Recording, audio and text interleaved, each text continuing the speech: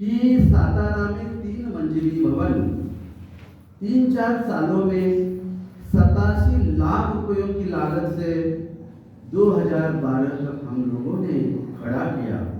जैसे आरसू जी ने बताया कि हमें किसी प्रकार की कोई शासकीय मदद नहीं मिली, कोई अनुदान नहीं मिला, किसी ने ठोस ऐसी धनराशि हमें प्रदान नहीं की, उसी प्रकार उससे भी बहुत खस्ता हालत हमारी थी।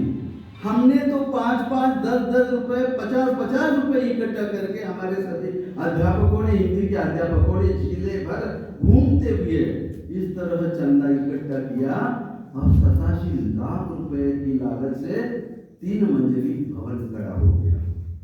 यानी जहाँ चाह होती है वह निश्चित रूप से राह निकल आती है। जहाँ कुछ अरमान सजाए होते हैं वह निश्चित रूप से मार्ग निकल आते हैं, मंजिलें निश्चित रूप से हम तय कर सकते हैं। और इसलिए मैं आप सभी से इस अवसर पर एक शुभ अवसर मैं कहूँगा, क्योंकि पहली बार आप सभी यहाँ पर कार्यशाला के लिए, हिंदी के प्रशिक्षण के लिए यहाँ दूर दूर से आकर यहाँ विराजमान हैं और पहली कार्यशाला यहाँ संपन्न हो रही है। अगली कार्यशाला तक मैं उम्मीद करता हूँ कि नीचे फर्श बैठना चाहिए। ये जो खिड़कियाँ खुली है, सौभाग्य हमारा कि अभी तक यानी तूफान के साथ आने भारी हवा के साथ वर्षा नहीं है, नहीं तो यहाँ बैठना हमारे लिए बहुत मुश्किल हो जाता। आज वो स्थिति नहीं है। ये जो बारिश हो रही है अलग ढंग से इस साल हो रही है, हवा के साथ तूफान वर्षा की संभावनाएं नहीं है, परंतु यहाँ पर खिड़कियाँ होनी चाहिए। ये जो रंग आवश्यक होता है, सौंदर्य का एक प्रतीक है वो, यह सारा काम होना चाहिए। अरसू जी ने बताया कि 5-6 लाख रुपए और यहाँ लगने की संभावना है। मैं कहूँगा कि आप इतनी छोटी सी मंजिल क्यों सोच रहे हैं?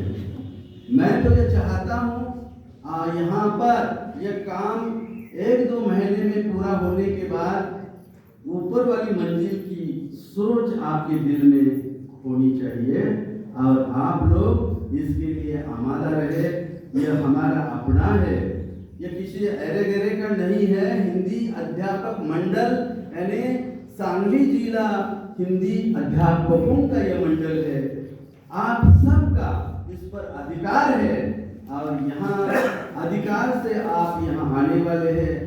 आपका मैं कहूँगा यानी अलग रूप से उसकी बात, मेरी बात पर देखिए कि जैसे किसी की याद में स्मारक खड़े हो जाते हैं, उसी प्रकार हिंदी अध्यापकों का ये भवन उनकी करतूत का, उनके कार्य का, उनके राष्ट्रभाषा प्रचार प्रसार का ये एक प्रतीक है।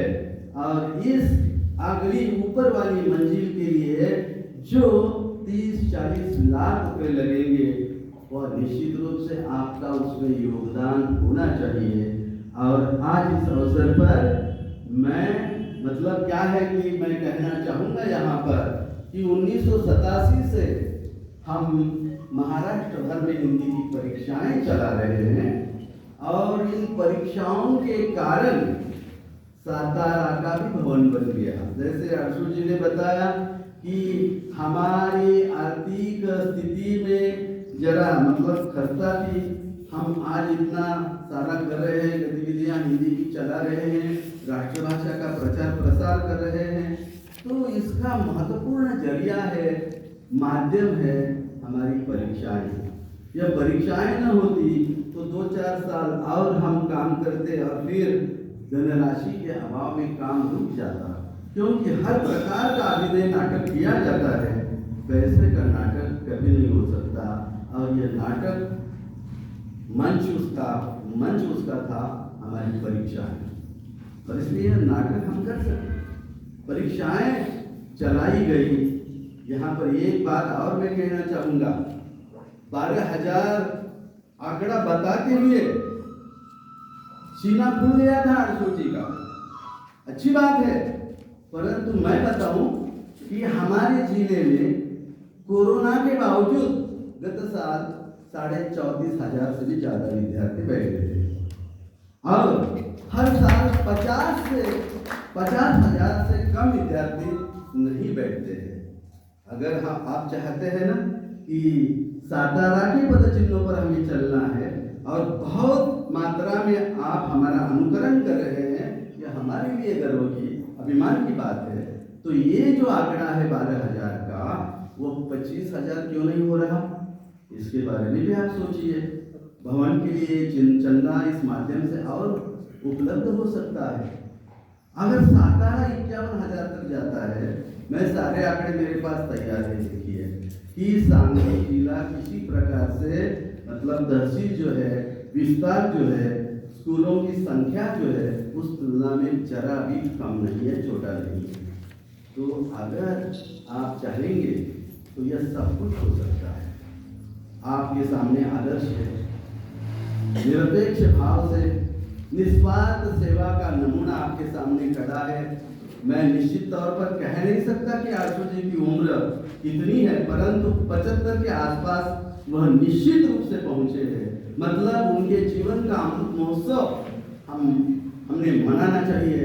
और 75 वर्ष की आयु में अगर वे इतनी भागदौड़ कर रहे हैं तो हम क्यों नहीं कर सकते?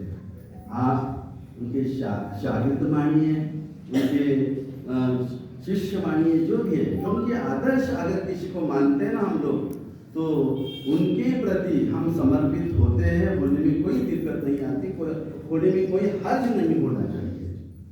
और इसलिए मैं चाहूँगा, कहूँगा कि आज हमारे मंडल के, आपके मंडल के अध्यक्ष भी आरसू जी के पीछे एक बहुत दीवार बनकर खड़े होने साथ दे रहे हैं।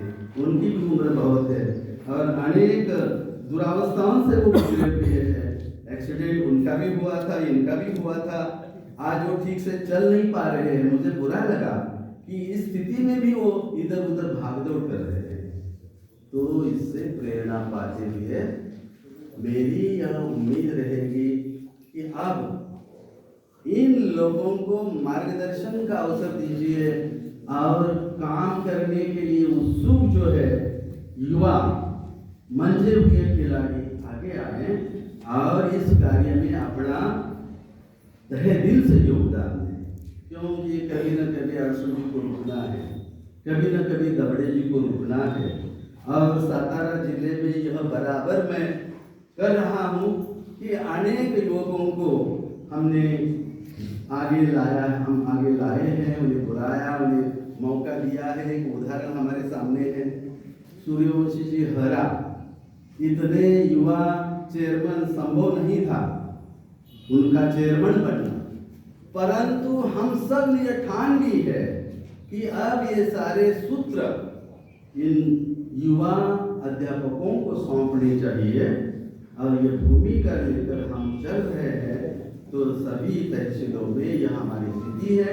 हमारी जो 8 संस्थाएं हम चला रहे हैं भवन में, उन सभी पर इस तरह अनेक युवा अध्यापकों को हमने काम करने का अवसर दिया है। और इस तरह ये जो समर्पण है और दिल की जो उदारता होती है, वो यहाँ पर बहुत महत्वपूर्ण होती है। सबको एक साथ ले जाते हुए, एक साथ लेकर काम करने में जो आनंद होता है, वह किसी विशिष्ट लोगों द्वारा इतना आनंद नहीं मिलेगा या इतना अच्छा काम होना संभव नहीं है। इसलिए आप सभी मिलकर इस भवन को अब जरा अच्छा रूप अगले साल तक देंगे, इस प्रकार की मैं उम्मीद करता हूँ, निश्चित रूप से करता हूँ। और यहाँ पर परीक्षा के माध्यम से हम लोग अधिक सुविधाएं अपने सांगली जिला हिंदी अध्यापक मंडल को शुरू से आज तक देते आए हैं। जहाँ कहीं आरसू जी ने हमें कुछ कहा, हमने उनकी प्रत्येक बात मानी है। किसी बात का इनकार हमसे हो नहीं पाया है। भले ही हम मजबूर थे, भले ही कोरोना से गुजरते हुए हमने लाखों का घाटा सहा है, परंतु हमने आरसू जी की हर बात को माना है। और इसलिए यहाँ पर आपके सामने, हमारे सामने अनेक अड़चनें होने के बावजूद हम यहाँ पर घोषित करते हैं कि शुरुआत हम अपनी ओर से करते हैं। और आज मैं सातारा जिला हिंदी अध्यापक मंडल की ओर से सांगली जिला हिंदी अध्यापक मंडल के भवन निर्माण के कार्य के लिए 7,001 रुपये का धनादेश यहाँ पर मैं अभी प्रदान कर रहा हूँ, उसका आप दोनों सहर्ष स्वीकार करें, ऐसी मेरी प्रार्थना है।